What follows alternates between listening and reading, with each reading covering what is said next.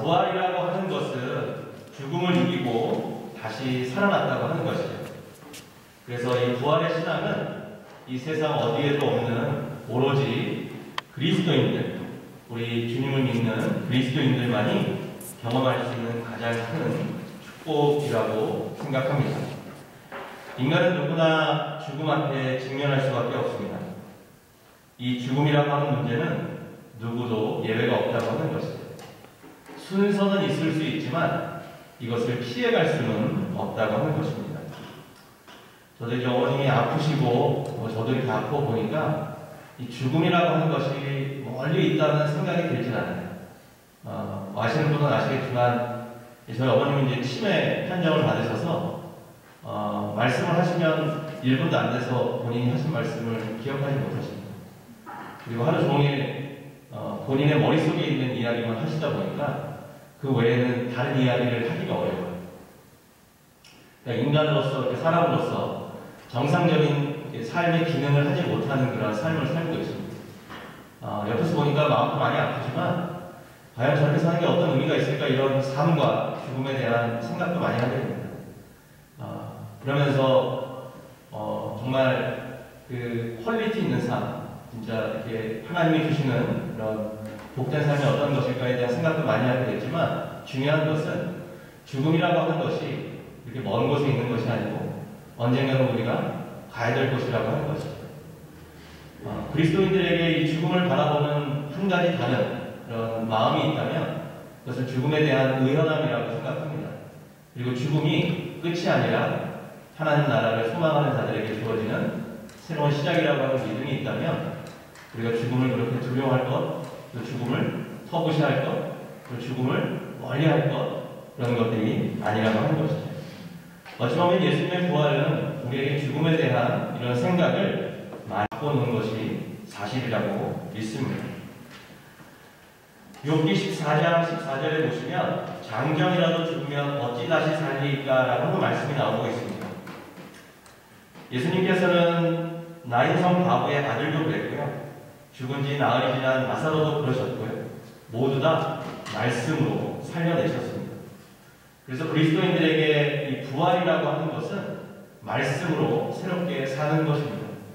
말씀을 믿는 자들이 죽음이 끝이 아니라 죽음 이후에 우리는 영원한 소망이 있는 하나님 나라에 대한 그런 부활의 신앙, 믿음, 소망으로 살아갈 수 있다고 하는 것이죠. 사실 인간은 우리로서 죽음에 대해 알지 못하는 것이 너무나 많이 있습니다. 사실은 바꿔 이야기하면 삶이 무엇인지도 모르는데 죽음을 우리가 어찌 알 수 있을까 하는 그러한 현인들의 이야기가 마음에 다가오는 그런 말씀이라고 할 것입니다.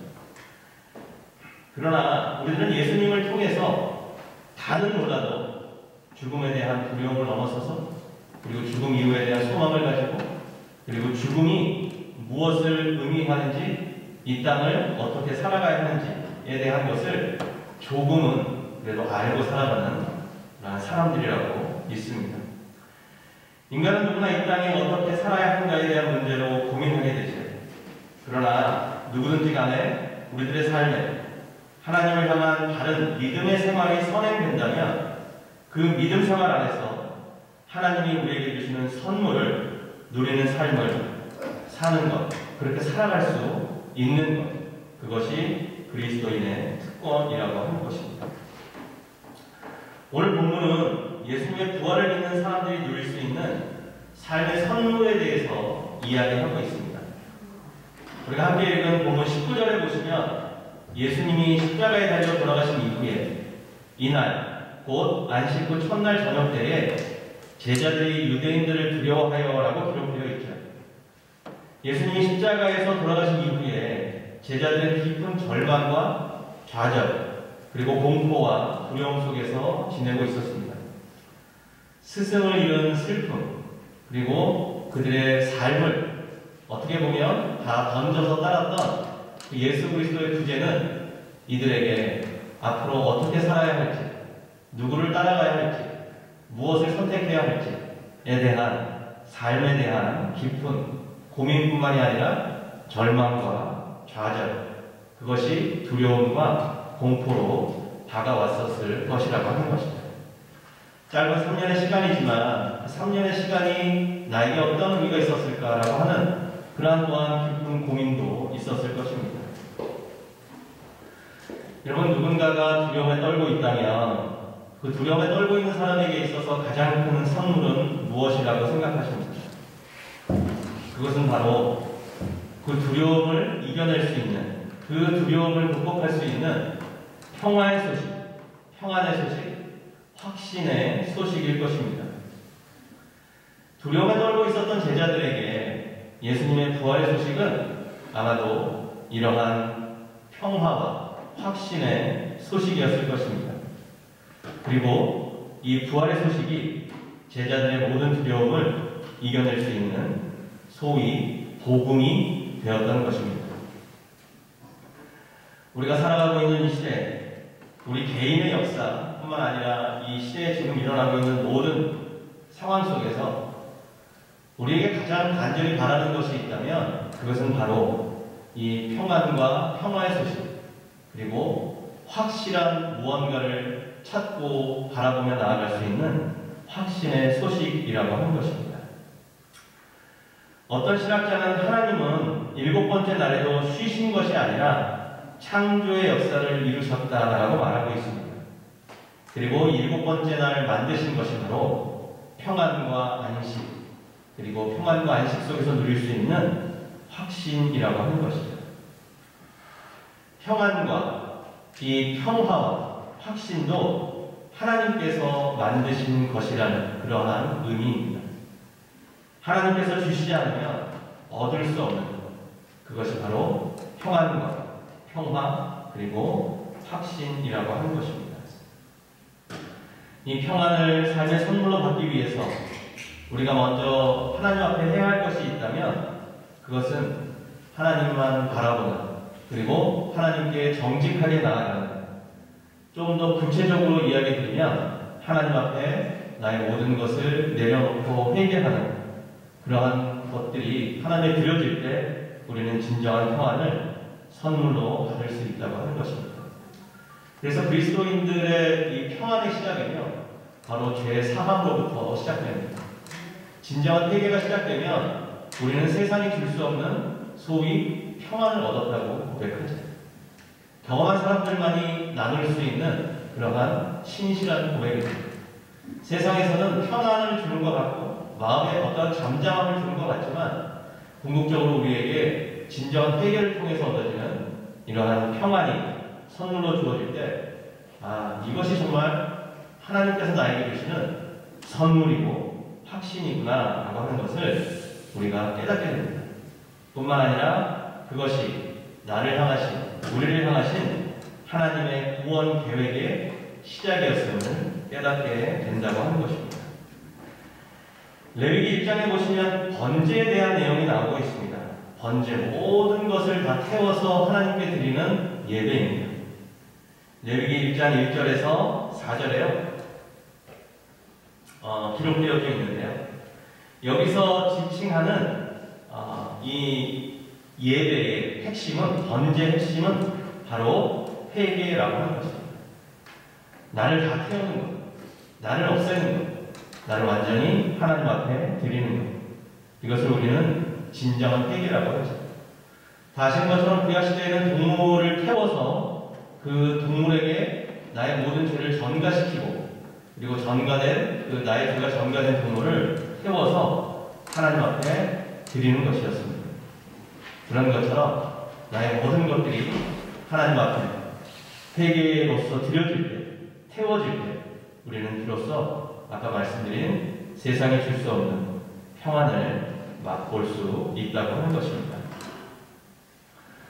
우리가 그리스도의 부활의 능력을 믿고 그분 앞에 전적으로 우리들의 죄를 고백하고 또 사함을 받고 맡기는 그런 전과의 과정, 그런 회개의 과정이 없다면 우리들의 삶에는 평안 그리고 이런 확신도 기대할 수 없다고 하는 것입니다. 그럼 제가 아시는 것처럼 이제 수술한 지 거의 한 1년이 다 돼가는데요. 병원에 한 달 누워있을 때도 같은 생각을 했지만 재활의 과정 속에서도 계속해서 제한이 되는 것이 사실은 의심과 절망입니다. 과연 나을 수 있을까? 나아질 수 있을까? 뭐 지금 이제 많이 좋아져서 지팡이 없이 걷기도 하고 하지만 예전에 그만큼으로 잘 돌아가지지 않아요. 여전히 이렇게 서 있으면 막 중심도 안 잡히고, 그리고 제일 불편할 때가 사실은 세수하고 샤워할 때입니다. 눈을 감으면 중심을 잡을 수가 없어요. 감각은 여전히 돌아오지 않고, 그리고 아무리 발가락을 움직이려고 노력해도 발가락은 꿈쩍도 안 하고, 그럴 때마다 제 안에 이런 절망이 찾아오죠. 그리고 낙심도 됩니다. 물론 인간은 상대적이기 때문에 저보다 더 하신 분들에 비하면 아무것도 아닐 수 있습니다. 그러나 또 어느 정도 나름대로 평범한 삶을 살다가 어떤 불편한 장애를 갖게 되는 것에 대한 그런 나름대로 도전이 있습니다. 불편함이 있습니다. 마음의 상함이 있습니다. 그리고 그런 낙심과 낙담이 하나님에 대한 원망으로까지 많이 이어집니다. 나는 나름대로 하나님 열심히 산 것 같은데, 그리고 하나님 보시기에 그렇게 아주 이상한 목회나 뭐 이상한 데로 빠지지 않은 것 같은데, 뭐 이런 마음이 듭니다. 그러면서도 마음속에 계속해서 결론은 그래도 의지할 곳은 하나님밖에 없다는 거예요. 마음적으로는 많이 상하고 어렵고 힘들지만 그래도 제가 이 세상에서 맛봤던 평안, 확신, 그것은 하나님 외에는 다른 곳에서는 얻은 적이 없었기 때문이죠.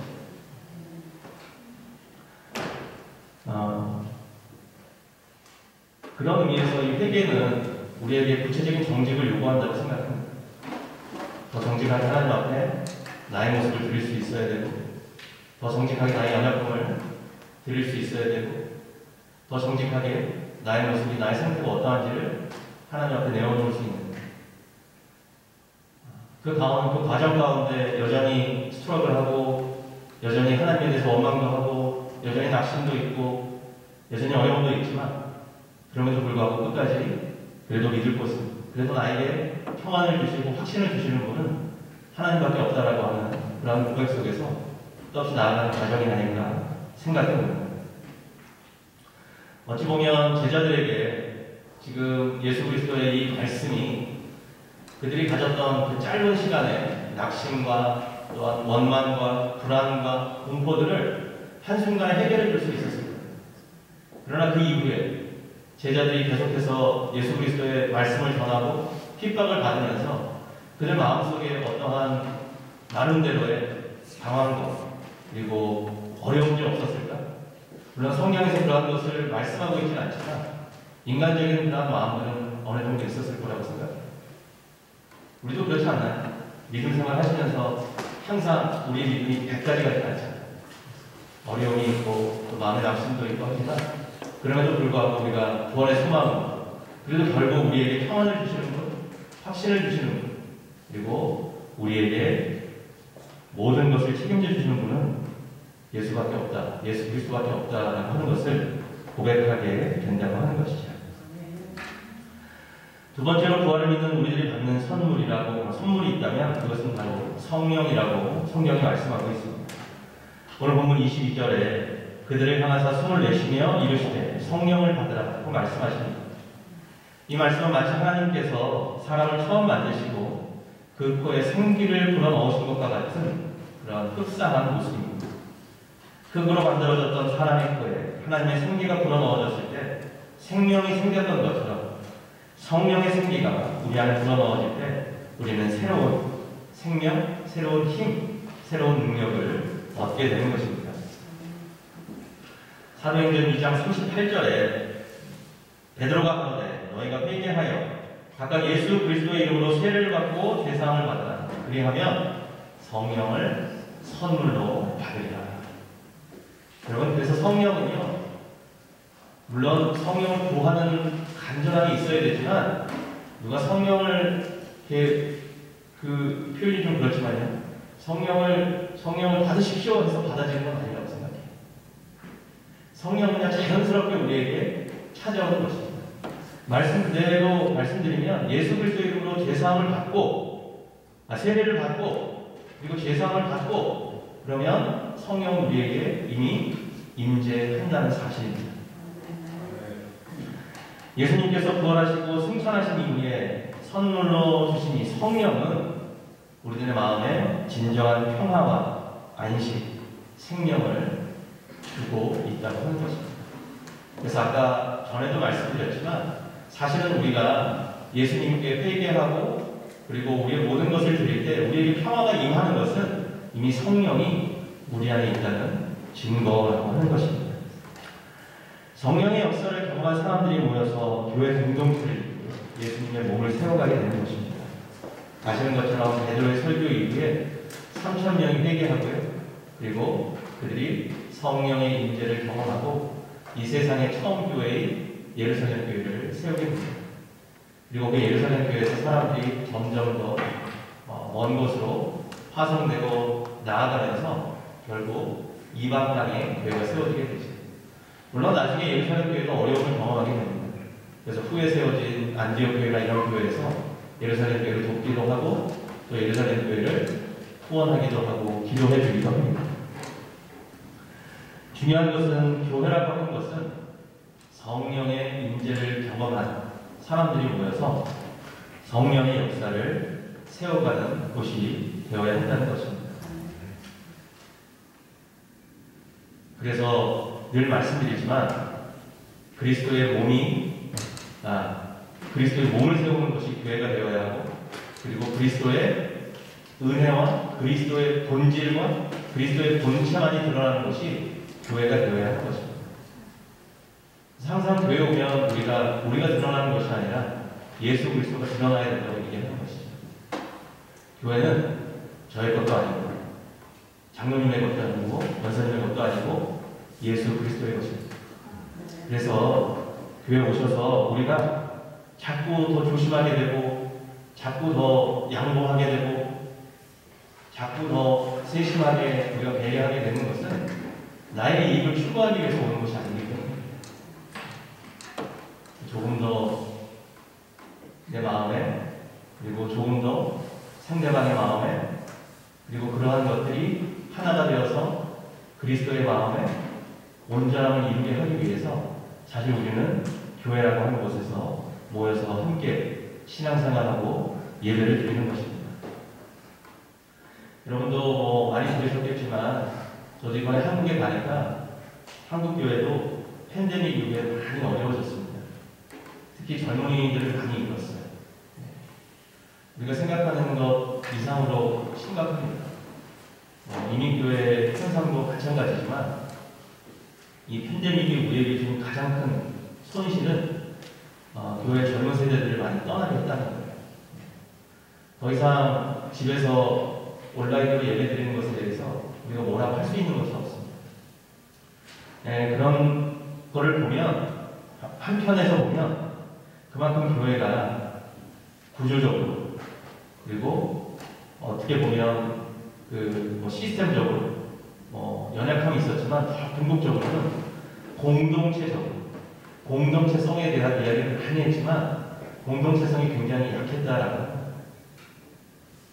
이제는 혼자 내가 교회 집에서 예배드리고 그리고 내가 혼자 후원하고 싶은 곳에 후원하고 내가 헌금하고 싶은 곳에 헌금하고 라고 하는 것이 잘하고 잘못하고의 문제가 아니라 공동체가 없어도 나 혼자 얼마든지 예수님을 믿을 수 있는, 따를 수 있는 그러한 시대로 많이 변화가 되었다고 하는 것입니다.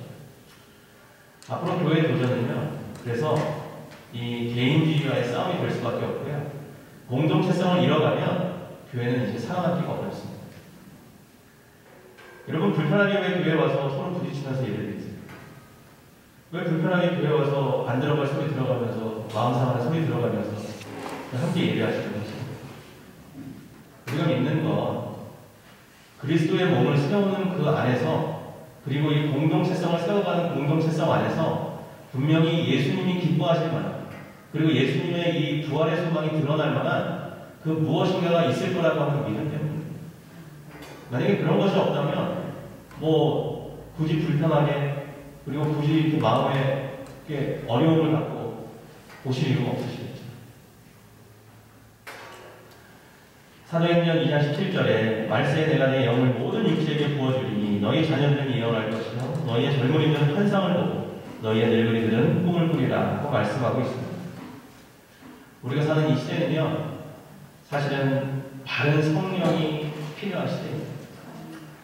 올바른 성령, 잠깐 나를 감정적으로 흥분시키는 성령이 아니라, 그리고 누군가 받아라해서 받아주는 성령이 아니라 이미 내 안에 내주하고 계신 그 성령과의 깊은 교제를 통해서 성령의 뜨거움이 있고 폭발성이 있어요.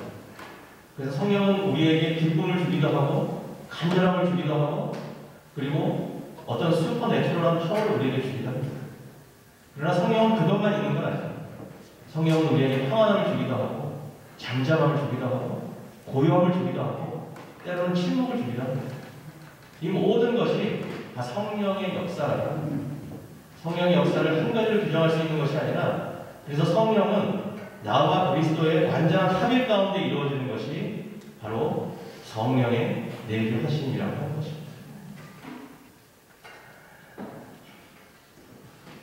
오늘 부활절을 맞이해서 예수님은 우리에게 부활의 소망, 부활의 신앙으로 살아가는 우리들에게 두 가지의 삶의 축복을 약속하신 겁니다. 말씀드린 대로 첫 번째는 세상이 줄 수 없는 평안과 확신, 낙담과 좌절과 두려움과 모든 것 속에서도 그것을 이겨낼 수 있는 그러한 믿음, 신앙의 선물을 우리에게 주신 것입니다. 뿐만 아니라 성령을 우리에게 선물로 주셨습니다. 성령을 통해서 이 땅에 하나님의 나라를 세우라는 것입니다. 이 땅에 교회다운 교회를 세우라는 겁니다. 이 땅에 진정한 그리스도의 몸을 세우라고 말씀하고 있는 것입니다.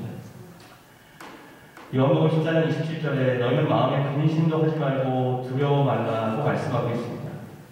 베드로의 말씀처럼 성령을 선물로 받으라는 말씀도 함께 하고 있습니다.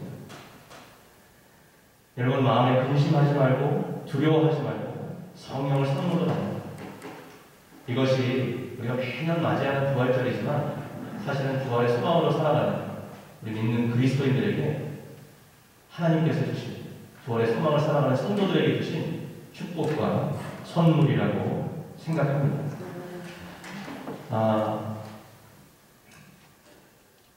오늘 여러분 어떻게 느끼시는지 모르지만 이 부활절이 좀 더 이렇게 좀 생기 있고 생동감이 있고 좀 즐겁고 이랬으면 좋겠다는 생각이 저에게 있었습니다.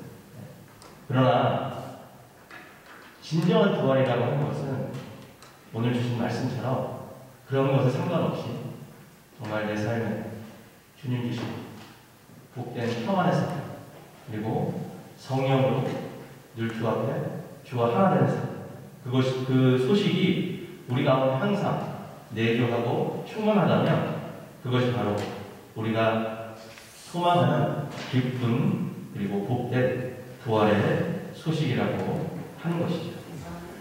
여러분 다시 한번 오늘 부활절을 맞이해서 예수님은 우리의 소망이십니다. 그리고 예수님은 우리의 생명이십니다. 그리고 예수님은 끝까지 우리의 삶을 책임져 주실 것입니다. 무엇 안에서 평안과 그리고 주시는 확신 가운데서 또 무엇으로 성령으로 늘 우리와 함께 하시면서 끝까지 우리를 책임져 주실 것이라고 하는 것입니다. 그런 부활의 소망으로 하나가 되는 우리 주님 마음 캐스턴 교회 성도들이 되기를 주님의 이름으로 축복합니다. 이 시간 함께